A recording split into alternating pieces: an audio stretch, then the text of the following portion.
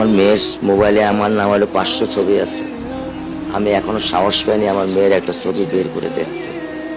আমার সে সাহস নাই, আমি সে সাহস হারাই ফেলছি।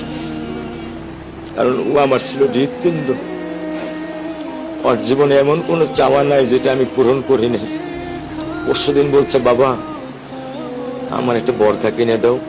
আমার চাচাতো ভাই বললো, ভাই ইসলামপুর থেকে 300-400 টাকা পাওয়া যায়। আমি সাথে সাথে নিউনি মার্কেট থেকে আমি 1000 টাকা দিয়ে আমার মেয়েকে বোরকা এনে দিচ্ছি। আমি দরিদ্র, ভাঙা বাসায় থাকি, কিন্তু আমার সন্তানদেরকে আমি কখনোই দারিদ্রতার স্বাদ পেতে দেইনি। দারিদ্রতার স্বাদ পেতে দেইনি। আমার বড় মেয়েকে এখন আমি সেলোরার থেকে জামা কিনে দিই। আমার স্যান্ডেলটা দেখেন 3 বছর পুরাতন ছেঁড়া, কিন্তু আমি আমার স্যান্ডেলটা পাল্টাই না, সেলাই করে নেই। কিন্তু আমার বাচ্চাদেরকে আমি কষ্ট পেতে দেই না। শুধু একবার বলছে, বাবা লেচে খাবো। আমি 1 মিনিটও দেরি করিনি, 1 মিনিটও আমি দেরি করিনি। ও আমার একটা হৃৎপিণ্ড, সেটাই আল্লাহ নিয়ে গেছে। আলহামদুলিল্লাহ, শুকরিয়া, আল্লাহ দিচ্ছে, আল্লাহ নিয়ে গেছে।